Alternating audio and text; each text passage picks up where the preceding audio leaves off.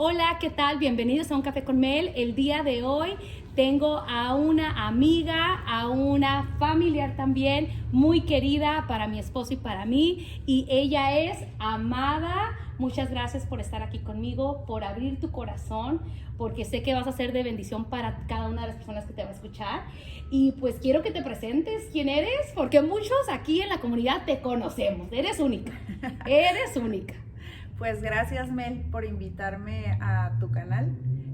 Yo sé que es de gran bendición para mucha gente. Yo lo veo también. Yo te sigo, me ha servido mucho escuchar testimonios, palabras que Dios te da. Pues yo soy Amada Árciga, estamos pastoreando aquí en Tecate, Comunidad de Dios.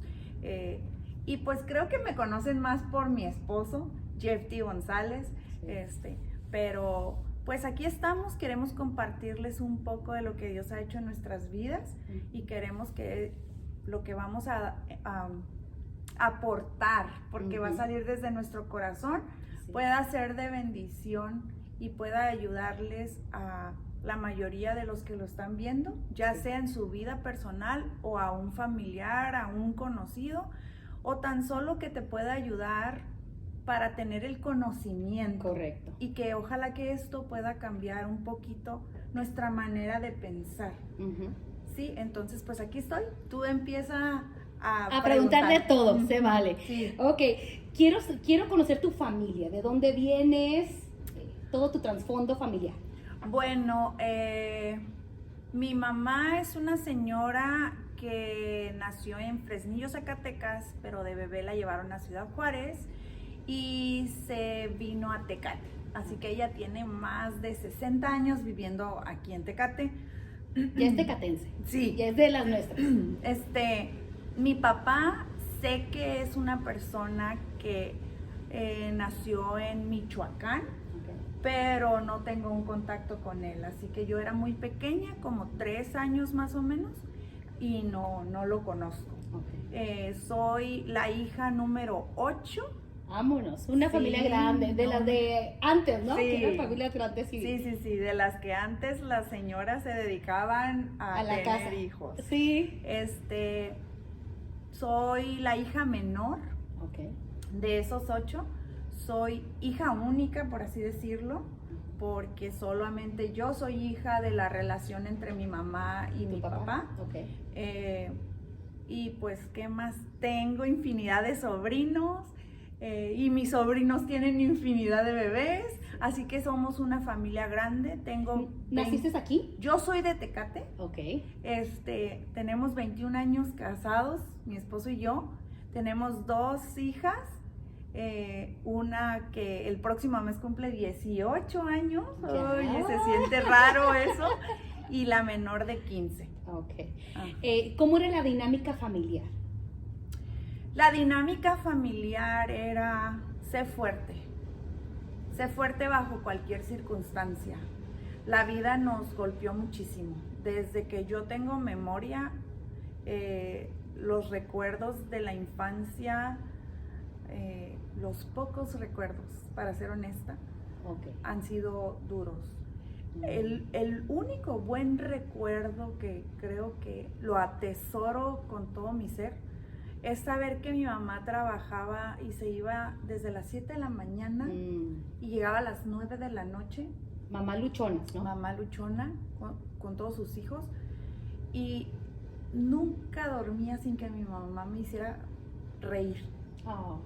Ese fue un bonito recuerdo. Un regalo día a día. Sí, pero sí fue una infancia difícil. Muy difícil, muy... El ambiente era bastante pesado, sola. Sí, siempre. Yo crecí solita en mi casa. Mis hermanas se casaron muy pequeñitas. Y todo era trabajar para poder sobresalir, sobrevivir. Recuerdo que mi mamá me terminó de pagar la preparatoria y dijo, yo ya hasta aquí puedo. Ya no puedo, y a partir de ahí yo me dediqué a trabajar, a buscar cómo salir adelante, a tratar de construir un futuro, a ser una hija que agradeciera a su mamá. Traté de darle de lo mucho que ella me había dado, pero sí fue vivimos etapas muy tristes, muy, muy desoladoras, muy crueles, la vida golpeó. Y ahora yo puedo entender esto. Cuando tú tienes un propósito, Sí. claro que todo quiere destruir ese propósito. Exactamente. Y tú no sabes que tienes un propósito, porque tú no sabes qué es lo que viene. Tú solamente miras las cosas que te dañan, que te lastiman. Pero encuentras a Dios. Dios se cruzó en nuestro camino, en nuestro peor momento de vida.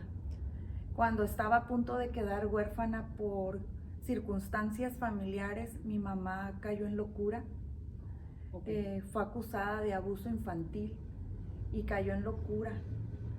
Y ahí entró Dios, hizo un milagro de sanidad, me devolvió a mi mamá. Wow, qué hermoso. Vinimos a Cristo y igual siguieron pasando cosas, pero con Dios las cosas se hacen un poco más livianas y empiezas a cambiar tu manera de ver las cosas.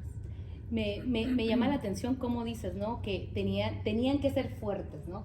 Sabiendo que como niños, pues, sinceramente, recurrimos a mamá o a papá para llorar, buscamos el abrigo, buscamos la protección, el amor, y que a una edad tan temprana tenías que ser fuerte, quizá no poder llorar, o quizá defiéndete, o busca la salida, busca la respuesta, y tienes que salir adelante, ¿no? O sea, Sí. Se me hace bastante difícil. Sí, perdón. Tenemos hijos, ¿no? Imagina que tu hijo venga y te diga, o tu hija venga y te diga que un adulto trató de tocarlo o de hacerle algo. Y que tú quieras, en tu temor por todo lo que has vivido, y recuerdo esa vez donde mamá me abraza y me dice, no digas nada, guarda silencio y solo quédate conmigo. Pero el adulto está ahí. El agresor está enfrente de tu cara, sí. Dile algo, defiéndeme. No se va y ahí duerme. Pero todas esas cosas pasaban no porque mi mamá no me amara, porque mi mamá tenía temor, mi mamá tenía miedo. Sí. Ya había vivido experiencias muy tristes. Entonces, sí, como hija creces con eso en tu mente y a lo mejor tienes cierto resentimiento, pero Dios puede sanar eso. Correcto. Y tú puedes entender la otra posición. Sobre todo cuando ya eres mamá. Exactamente. Cuando los ya papeles eres van mamá, cambiando, sí, ¿no? Sí. Vamos agarrando la onda y comprendiendo muchas cosas. Ya no piensas igual. No. Pero sí, siempre fue, si alguien nos lastimaba, íbamos, mamá, y ella decía, no pasa nada, tienes que ser fuerte, la vida golpea, la vida es dura, tenemos que salir adelante. Sí. Y qué difícil es, ¿no? Pero pues de ahí surgió una situación personal no identificada. Que ahora sí que cobró factura ahora hace unos años atrás. Ya veo. Entonces, descríbeme a esa amada de niña. ¿Cómo era? ¿Tímida? ¿Callada? Porque te veo muy sociable. Sí. Te veo muy libre. Y yo sé que ese es fruto y producto de lo que Dios hace. Todas las cosas obran para bien, dice la palabra, ¿no? Entonces, quizá en aquel entonces, pues amada de 8, 10, 12 años, no era así. Entonces, queremos conocer también a esa amada de niña. ¿Cómo la describes? ¿O describirías? Una niña muy temerosa. Okay. Muy sobreprotegida. Una niña angustiada. Con el estrés, el nervio, a todo lo que da, ¿no? Siempre llena de temor. Wow. Una niña llena de miedo, desconfiada, asustada. Wow. Una niña que constantemente sentía, quizás no lo vivía, pero sentía el rechazo. No se sentía aceptada, no era parte de ningún círculo. Yo crecí toda mi infancia encerrada en mi cuarto. Wow. Escribía, me gustaba mucho escribir. Era tu forma para desahogarte, ¿no? Como tipo terapia. Sí, y dibujaba. Wow. Mi mamá me castigaba cuando yo me llegaba a portar mal, Vete porque al cuarto. no puedes entrar al cuarto. Ay, no. Sí, mis hijas se ríen. Te dolía. Entonces, Lloraba. Sí. Y te sientas en la sala. Yo no veía tele, a mí no me gustaba. Ok. Y es que me imagino que tu cuarto era como tu lugar seguro, Sí, ¿verdad? Sí. Tu cuevita. sí. Era mi lugar donde yo dejaba de ser vulnerable. Ok, ya. Entonces, cuando no lavaba los trastes bien, por ejemplo, Sí. o no hacía algo que mamá me pedía, y decía, hoy no puedes estar en el cuarto. Y tenía que estar sentada en la sala. Y yo creo que muchos dirían, pues disfrútalo, estás en la sala, puedes ver la tele, caricaturas. Y es lo que más piden ahorita. No, yo lloraba, por favor, mamá, déjame ir a mi cuarto. Y no podía entrar. Pero fui una niña y una adolescente sin amigos, Solitaria. solitaria.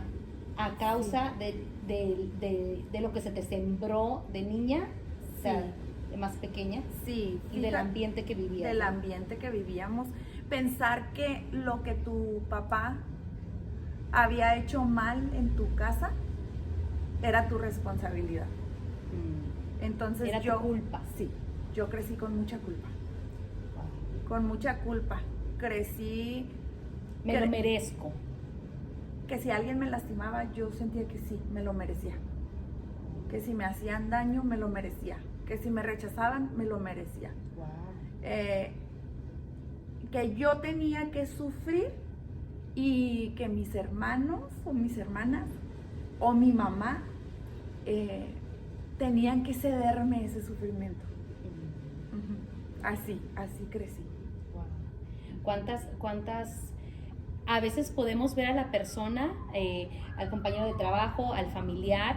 Lo digo porque Amada es mi tía y le comentaba antes de iniciar esa entrevista que hay cosas que estoy descubriendo, hay cosas que especialmente ahorita con ese testimonio no conocía todo su trasfondo. Es mi tía política y el verla ahorita a la Amada que me estás describiendo de niña, Sí. polos opuestos. O sea, si me explico, Sí. completamente polos opuestos, ¿no? Pero eso lo hace Dios. Me dijiste que tu mami conoció a Dios en un tiempo de locura, en un tiempo difícil. Sí. ¿Y cómo tú experimentaste a ese Dios vivo, a ese Dios real? ¿Cómo fue tu encuentro con Dios? Muy niña, Sí. muy pequeña. Y creo que eso era lo único que me mantenía como esa parte de felicidad. Fíjate que mi mamá dice que yo disfruté mucho mi preescolar, pero yo no tengo ninguna memoria de mi preescolar. Y eso a veces me da poquita tristeza. Sí. Porque digo, mamá, ¿cómo es posible que me digas que fue la etapa mejor de mí? Pero yo no la recuerdo.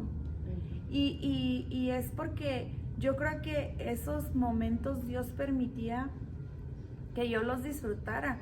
Dios me devolvió a mi mamá la oportunidad de no ser una niña huérfana completamente. Entonces yo tenía 4 años, pero yo recuerdo que desde muy chica, como 7 años, yo acepté a Jesús en mi corazón. Oh, Pequeña. Sí, bien chiquita, y fue una decisión. Y me gustaba mucho orar, y me gustaba participar. Y en una ocasión hubo un congreso de niños en la ciudad, aquí en la ciudad, y yo fui la oradora del congreso de niños. Y recuerdo como éramos de escasos recursos, pero yo estaba en 6º de primaria, entonces iba a ser la oradora. Y yo quería verme tan elegante porque iba a ser un congreso de esta ciudad y yo era la que le iba a predicar a todos los niños. Me puse mi uniforme de la escolta. Sí, ¡Qué bonito! prediqué con mi uniforme de la escolta. ¡Qué bonito! Entonces yo, de verdad que el tiempo que yo estaba dentro de la iglesia era como el mejor momento para mí. Yo nunca había experimentado la paternidad. Entonces yo ahí sentía que podía disfrutar de un papá. A Dios. A Dios como tu Sí, padre. como mi Y padre. nunca miraste como a ese Dios, porque cuando sufrimos situaciones difíciles de abuso, de maltrato, luego catalogamos o podemos catalogar a un Dios malo, a un Dios que castiga, a un Dios que te da la espalda. tú no lo vistes de esa forma, al contrario, lo miraste diferente como un papá que abraza, que cuida. Fíjate que yo sí lo veía como un papá que cuida, pero también lo veía como que no me podía quejar. Ah, ok. ¿Sabes? Sí, como que no podías abrir tu corazón o ser tú. Sí, Ok. como que me tenía siempre que portar bien. Sí. Y cuando yo quería hacer una travesura, Ujú. luego pensaba, se va a enojar. Ya veo. Entonces, de repente no sentía mucha libertad. Siempre fue estar reprimiendo mis emociones, reprimiendo mis tristezas quizás. Como no te dabas tú el permiso de llorar, hoy no me quiero levantar, me siento depre o me siento, ¿no? No, era como, muévete. Avanza, la vida Dale. sigue. Sí. Córrele. Sí. ¿Y cuál es el sentido de llorar? ¿Y cuál es el sentido de decir que te lastimaron? ¿Y cuál es el sentido de defenderte? Si te pegan, aguanta vara y cállate y sigue avanzando. Sí. Entonces, siempre fue eso, siempre fue el temor a exponer que te estaban lastimando, que te estaban haciendo daño o que algo no te gustaba. Todo te tenía que gustar. Y con sonrisa, Sí.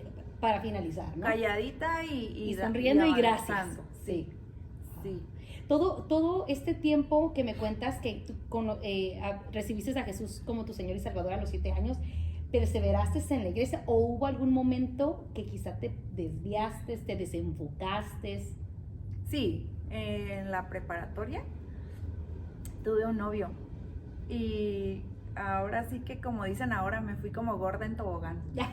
O sea, hice y deshice y me enojé con Dios. Porque a veces no entendemos a Dios.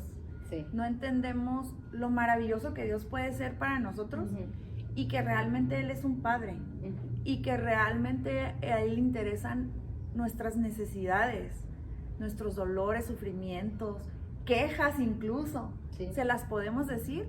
Entonces yo me enojé con Dios porque yo tenía el concepto de, o sea, todo lo bueno es para ti, pero cuando yo estoy mal, ahí ya no puedo.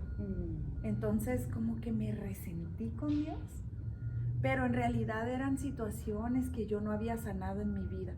Entonces viví un lapso muy, ahora sí que, pues a lo mejor muy permisivo, pero... O desenfrenado, sí, un poquito en algunas cosas. Pero para ser honesta, nunca lo saboreé. Ah, ok. ¿Sabes? Pecabas, pero no lo disfrutaste. No.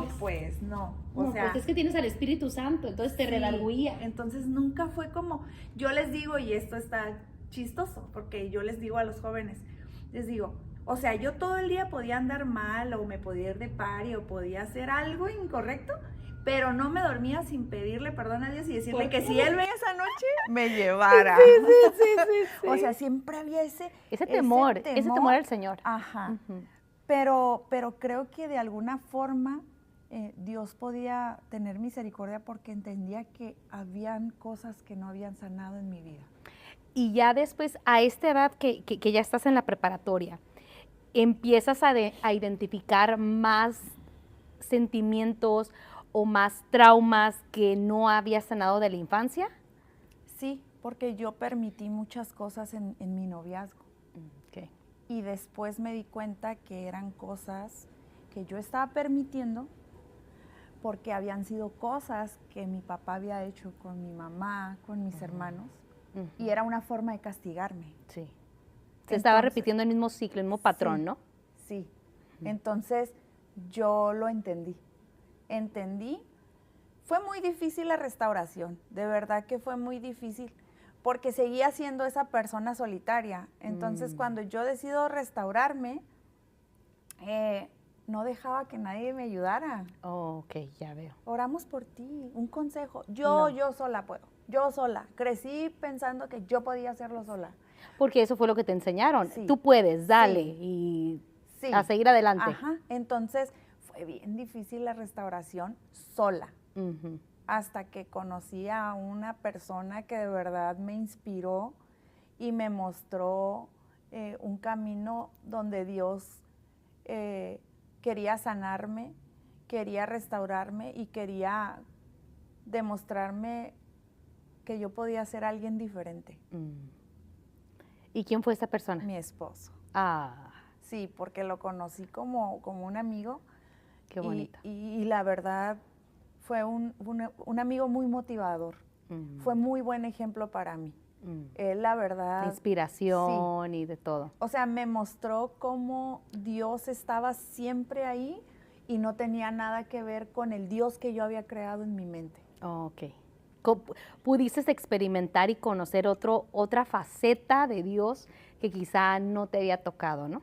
Sí, exactamente. Pude experimentar eso. Y de ahí, pues, de una vez, ¿verdad? Como que estás muy guapo, como que me gustas y como que estoy soltera. Sí, ándale. ¿Verdad? Más o menos, más o menos. Algo así. Era tímida yo. Sí. Ah, ok, entonces, ya veo.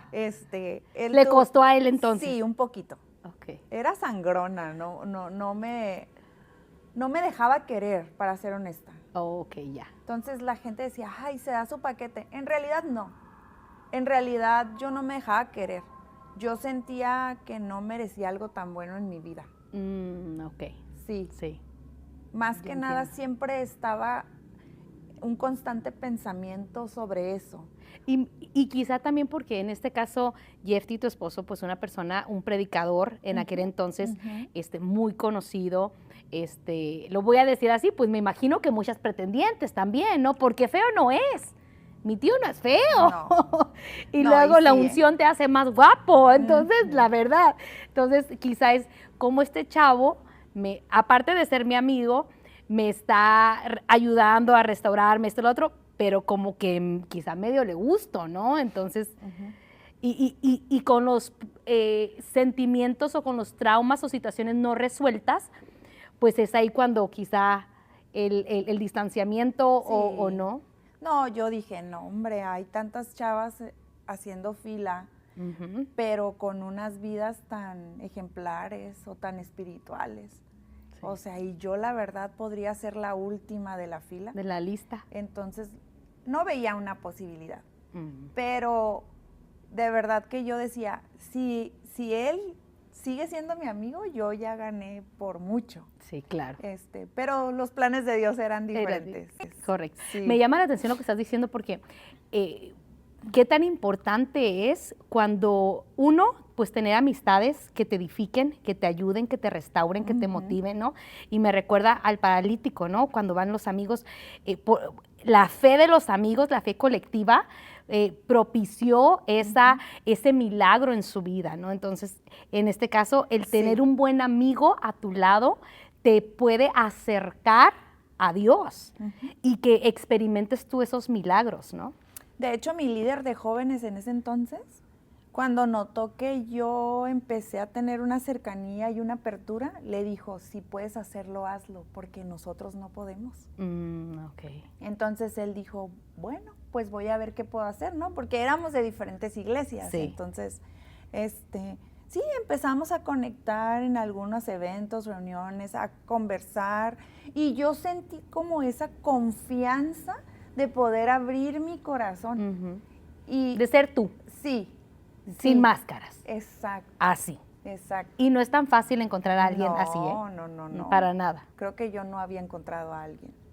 Okay. Entonces pude hacerlo y él pudo orientarme, enseñarme, ser un ejemplo. Sí. Y eso fue un motivante para que yo peleara más por restaurarme y por conocer a ese Dios que él me estaba mostrando. Okay. Yo decía, ay, o sea, tengo toda mi vida aquí y cómo no lo he encontrado. Y yo decía, yo quiero tener lo que él tiene. Sí. Yo quiero conocer a Dios como él lo conoce. Y la verdad es que sí conocí a ese Dios. Ay, qué hermoso. Me comentas que hace minutos atrás que ahorita te está cobrando la factura situaciones del ayer. Sí. Mira, te cuento. Nosotros somos espíritu, alma y cuerpo. Correcto. Y el hecho de que seamos espirituales no significa que a veces el cuerpo trae situaciones que tiene que solucionar. Entonces, el yo haber sido fuerte por tantísimo tiempo, el yo haber querido mantener la paz, la serenidad en mis seres queridos, y yo haber puesto en riesgo mis emociones, mis sentimientos, me llevó a una situación desconocida. Que hace algunos años atrás empezó a traer unos cambios emocionales muy fuertes en mi persona. Muy drásticos. Pero una cosa exagerada. Yo recuerdo que cuando yo pasé la adolescencia, en mi casa tenían el concepto de, es que Amada es de carácter fuerte. Trátenla con cuidado, con pincitas. Pero lo que nadie sabía atrás de telón es que, por ejemplo, cuando yo respondía o tenía cierto comportamiento desagradable o rudo, al darme yo la vuelta o al terminar esa situación, yo no me sentía cómoda, a gusto, exacto, con la actitud. O si gané la discusión, no era que estuviera complacida. O si dije algo que lastimó más de lo que me querían lastimar, o si tuve una actitud que la dejaban pasar, y yo siempre decía, ¿por qué soy así? ¿Por qué? A lo que algunas personas le llaman de mecha corta, ¿no? Ajá, sí, sí, sí. Entonces yo decía, a mí me gustaría disfrutar más de las cosas, ser más tolerante, ser más alegre. A mí me gustaría que no siempre me tuvieran que estar buscando el lado bueno. Sí. ¿No? Es que cuando le buscas el lado bueno, es buenísima onda. Sí, es una maravilla de persona. Pero yo decía, ¿pero por qué la gente tiene que buscarme el lado bueno? ¿Por qué no ese lado bueno es algo que siempre esté ahí para todos? Me costaba mucho. Okay. Hasta que hubo un año donde tuvimos unas situaciones en mi familia de muertes muy trágicas. Y ahí se salió de control. Se detonó, se manifestó. Sí, sí, donde la situación fue que yo siempre cubría a todo el mundo. Y ahí se te salió de las manos. Se me sale de las manos. Sí. Resulta que me festejan un cumpleaños y ese día avisan que habían encontrado a un familiar fallecido. Ay, Dios mío. Estaba perdido por varios días. Y todos estábamos festejando mi cumpleaños y todos sonreían y hacían juegos y me daban regalos y estábamos comiendo. Pero por dentro todos estaban sufriendo. Oh. Y yo no sabía. Y ¿Todos ya sabían? Todos. No quisieron Dios cancelar, mío. no quisieron cancelar mi fiesta. Porque como ellos decían que yo siempre estaba para todos, ahora me tocaba, les tocaba a ellos estar para ti. mí. Entonces, cuando se termina la fiesta y me avisan, yo entro en shock. Dios mío. Y ahí empieza una situación muy decadente, de picada. Procesos de depresión masivos. Wow. Faltas de apetito. Llantos. Pero una cosa incontrolable. Me volví una persona agresiva hacia mi persona, hacia mí misma. Empecé a sentir la necesidad de hacerme daño. Le decía a mi esposo que yo era una mala mujer, que era una mala hija, que era una mala hermana, que era una mala... Y viví un proceso hasta que ya no pude más. Un día deseé quitarme la vida. Pero yo quiero que entienda la gente que cuando tú eres hijo de Dios puedes vivir una situación como esta y no significa que Dios no esté al pendiente. Porque yo recuerdo que ese día yo planeé todo para quitarme la vida y no era porque yo ya no quería vivir, era porque yo ya no podía vivir. Ya no podía seguir adelante. Sí. Entonces, yo planeé todo y recuerdo que ese día era un domingo. Mi esposo se viene a la iglesia y las hijas no se quieren venir con él. Se ponen rebeldes. mamá no va a ir. No, mamá se siente mal, no va a ir. Pues entonces nos quedamos con mamá. Ay, no, esto está cómico porque mi esposo no entendía hasta ese punto lo que yo estaba viviendo. Él solamente decía, es que ya no te arreglas, siempre estás en pijamas, siempre estás molesta, te enojas por cualquier cosa, pero él no entendía. Dice, yo solo oraba y yo le decía a Dios, ¿qué está pasando? Entonces ese día mi esposo desconectó el módem, se lo trajo para que no tuviéramos internet, se Buena trajo estrategia. los celulares, los controles de televisión, Todo. o sea, todo. Dijo, andan rebeldes, no van a la iglesia, pues ni crean que se la van a pasar chido. A gusto, viendo Netflix en la casa. Sí. Pues no, yo no me levanté, las hijas desayunaron un cereal. Cuando mi esposo llega molesto. Y entonces yo le hablo a una persona de la iglesia y le digo, ¿puedes llevar a las niñas al cine y a comer? Y se llevan a las niñas. Y entonces cuando mi esposo andaba haciendo cosas y viene, ¿y las niñas? Y yo ya, se las llevaron. Y él dijo, no había permiso, si hoy no fueron a la iglesia. Pero era la oportunidad que yo necesitaba para yo exponer lo que estaba pasando con mi vida. Okay. Entonces yo para abrirte. Entro en una crisis y yo le digo a él, no te estás dando cuenta, yo ya no quiero vivir, yo me siento así, de esta forma, yo les hago mucho daño. En la iglesia ya no puedo ni siquiera entrar a la iglesia. Yo entraba a la iglesia y sentía que todos me odiaban. Nadie me hacía nada, ¿eh? Sí, Nadie. Sí. La gente ha sido muy amable, muy linda conmigo, pero eran situaciones emocionales. Hasta que mi esposo dijo, pidamos ayuda, pedimos ayuda, recibimos un diagnóstico. ¿Cuál fue el diagnóstico?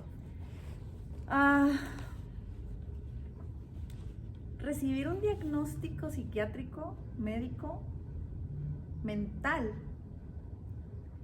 es casi igual de fuerte y serio que recibir un diagnóstico de alguna enfermedad como cáncer. Como cáncer.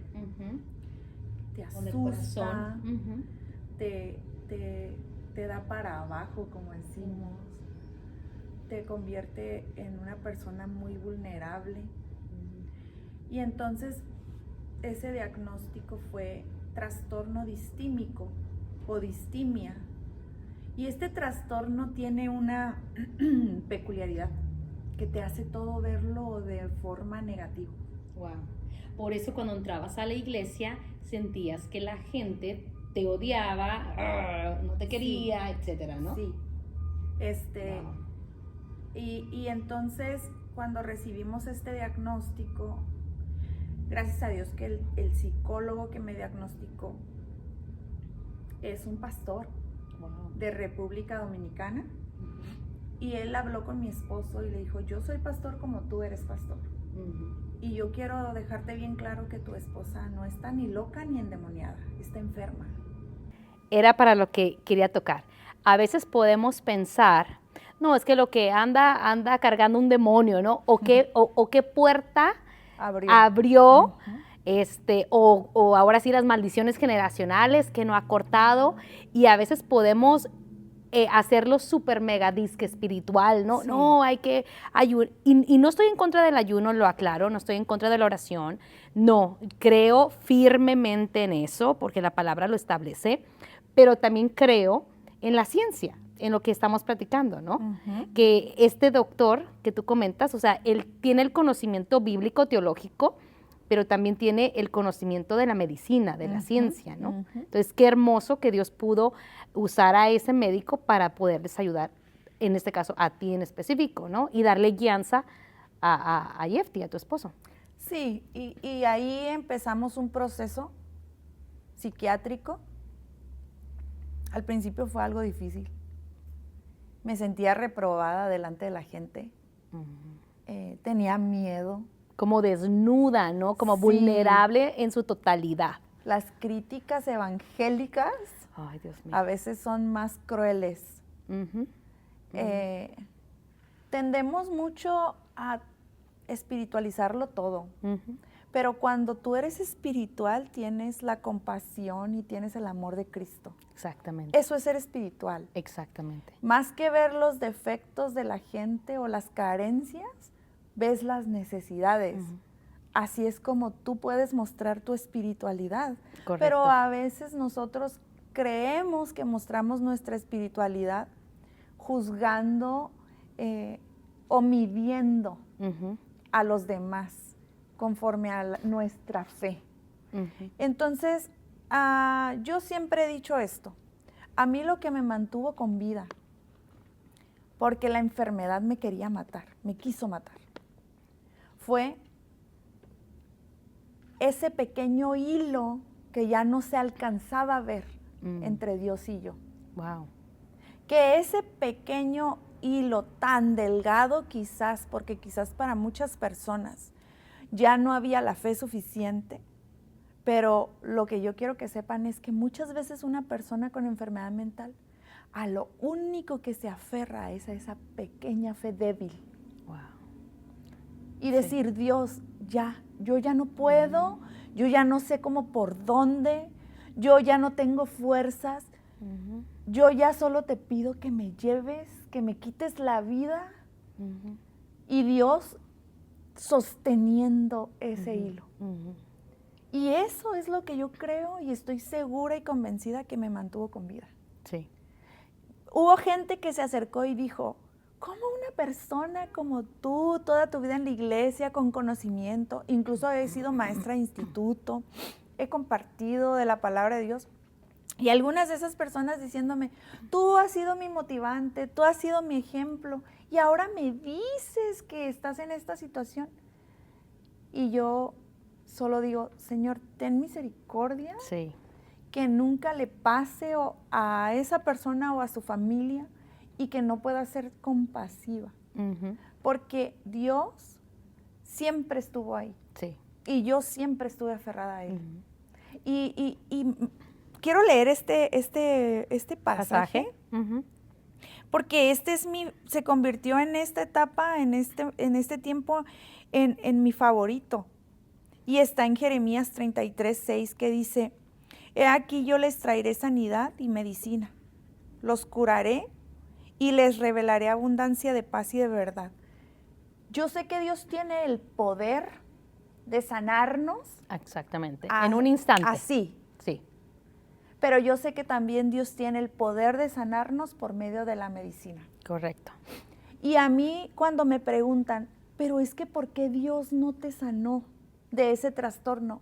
Mi respuesta es, Dios ya me sanó por medio de la medicina. Creyendo en fe, ¿sí? Yo tomo medicamento que a mí en mi diagnóstico es de por vida, como si fuera hipertensa, diabética, tipo así, ¿no? Una pastilla en la mañana, media pastilla en la noche. 5 pesos me gasto diarios para tener una vida emocionalmente estable, pero no solamente es eso, para tener una vida feliz. La felicidad es una decisión. Correcto. Y a veces la enfermedad no te permite decidir, pero yo decido ser feliz en medio de cualquier situación, en cualquier circunstancia. Yo disfruto de cada cosa que hago.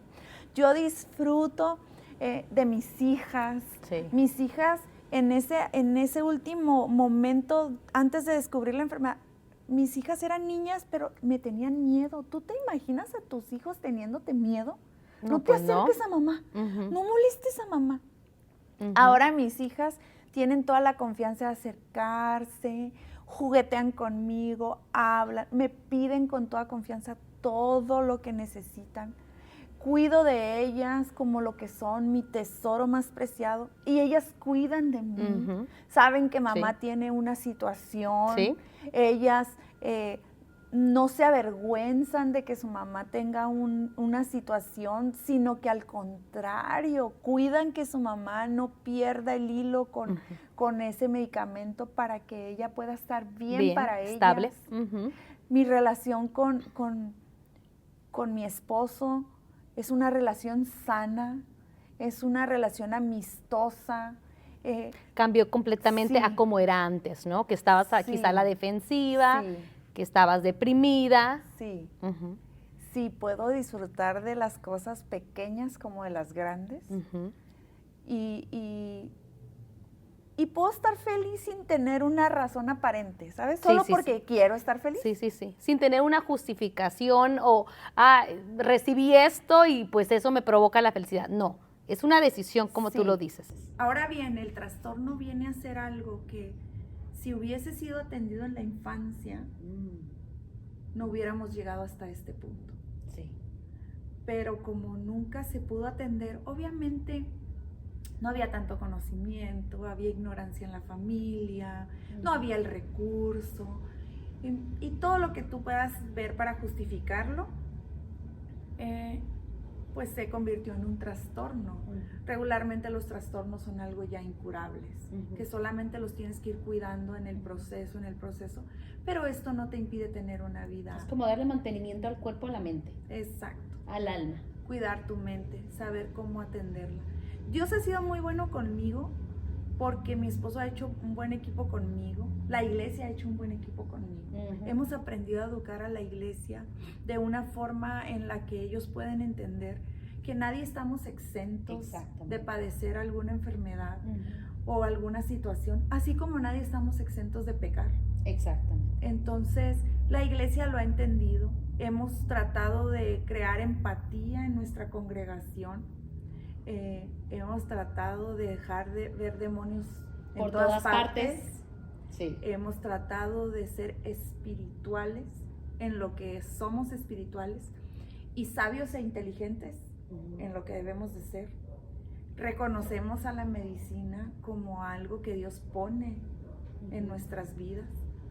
En nuestra iglesia tenemos médicos, enfermeras, honramos la medicina, la consideramos como algo que Dios pone. Un recurso, una herramienta, Sí. para traer sanidad.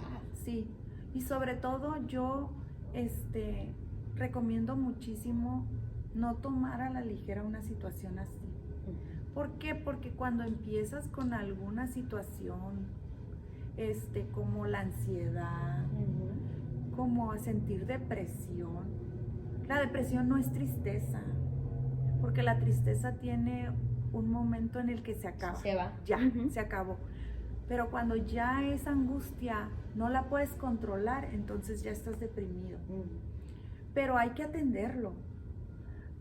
Hay que atenderlo para no convertirlo en algo crónico. Exactamente. Y que tenga reversa y que pueda curar. Hemos tenido situaciones en las que hemos trabajado donde duran 6 meses en un tratamiento y después vuelven a la A su vida normal, ¿no? Y en ese proceso dicen, gracias por el apoyo, gracias por el cuidado, por la enseñanza. Y es que si tú eres hijo de Dios, yo quiero decirte esto, tienes que cuidar tu alma, tienes que cuidar tus emociones, tienes que cuidar tus sentimientos. Si tú eres hijo de Dios, recuerda que eres templo del Espíritu Santo, pero no solamente en el sentido espiritual. Porque si tú te enfermas de lo que sea y no te cuidas, tú no puedes servir a Dios. Y el servicio a Dios es un acto de agradecimiento y de honra. Y la honra también es algo que nosotros le mostramos a Dios cuando cuidamos nuestro cuerpo. Claro. Sí. Entonces, para mí esto no es nada que me avergüence.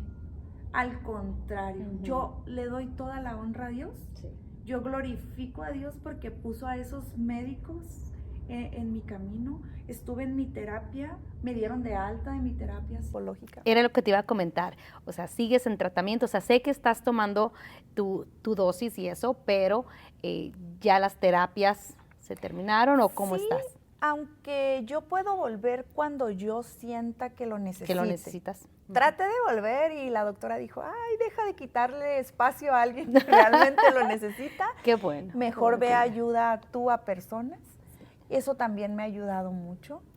Dar de gracia lo que sí, has recibido de gracia. Claro, terapia, he ido a terapia psicológica, estoy en tratamiento psiquiátrico, tengo mi psiquiatra. Dios, primero que nada, es prioridad. Yo sé que el día que yo suelte a Dios, se termina todo. Ujú. Y mi familia. Sí. Mi familia, tengo 2 postes que son 2 buenos amigos, buenísimos, que estuvieron en mi proceso, que yo de verdad los bendigo y estoy agradecida con Dios por sus vidas, porque ellos a la par fueron los que trajeron recurso para mí. Uno de ellos fue el que me conectó con el psicólogo que me diagnosticó, y la otra persona ha estado ahí a la hora que yo le hable. Mi mamá, mis hermanos han cuidado de mí de una forma diferente. Yo recuerdo cuando empecé con el tratamiento, diario una de mis hermanas me mandaba, te hablaba. ¿ya te tomaste la pastilla? ¿Ya te tomaste la pastilla? Todos los días, y yo decía, ay, ya déjame. Pero eso por un año sin parar. Completamente, no se le pasó un día. Wow. Y Era tu ángel. Sí. Sí. Y todas esas cosas han colaborado para que yo ahora pueda decir, a mí nadie, creo que en este punto de mi vida, nadie me va a decir que la medicina no es un recurso del cielo. Nadie. Sí. No me van a convencer que ir al médico es falto de fe, es falto de, no sé, o sea, que ir al médico es que tú no tienes, tú no le crees a Dios. Uh-huh. Que tomarte una pastilla es porque eres débil espiritualmente. Uh-huh. A mí nadie me va a convencer de eso. Uh-huh. A mí nadie. A mí la Biblia me dice que Él va a traer sanidad por Así su poder, uh-huh. pero que Él va a traer medicina como un recurso necesario para nosotros. Me llama la atención todo lo que estás mencionando, pero todo empezó porque te abriste. Fuiste vulnerable, o sea, no te importó lo que la gente pudiera pensar. No. Te abriste de par a par primeramente con tu esposo, con las personas adecuadas que tenían que ser, con la iglesia, y a veces las personas no reciben la ayuda necesaria. Uh-huh. ¿Qué van a pensar? Sí. ¿Qué van a decir? Uh-huh. Tengo este cargo o este estatus social, o sea, ¿cómo, no? Y se pierden la bendición de ser sanadas interiormente, mentalmente, y yo creo que eso es más demoníaco. ¿Sí me explico? Eso es más un arma del enemigo más, porque te tiene atada o atado o en una prisión, encarcelado completamente, claro. Y no puedes avanzar ni en tu vida familiar, personal, académica, porque quiero también llegar a ese punto.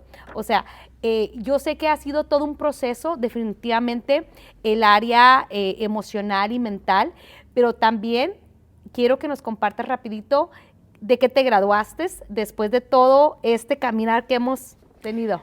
Fíjate que yo terminé mi licenciatura en Contaduría Pública y Finanzas. Así. Y justo cuando me graduó fue cuando entró en la crisis. Wow, ok. O sea, para mí fue bien difícil porque estamos hablando de que hace 6 años más o menos me gradué y a la vez empecé con este proceso. Wow, okay. Ahora entiendo que cuando yo estaba en la universidad se me hacía, no sé, tan complicado. Y yo decía, pues es que tenemos 2 hijas, el pastoreo, ya somos adultos, las conferencias, ¿sí? Pero en realidad se tenía más que ver como con la condición que yo tenía. Estabas, ¿no?, cargando. Entonces, ¿te hubiera sido más fácil estudiar si ya hubieras pasado por ese proceso? Claro, claro que sí. Uh-huh. Pero, pues, no lo tenía identificado, pues. Sí. Solo decía, esto es más de lo que yo puedo soportar. Sí, me imagino. Imagínate graduarte a tus casi 40 años, uh-huh, con excelencia académica. Wow. Ser la mejor. Felicidades. Uh-huh. Y no disfrutarlo.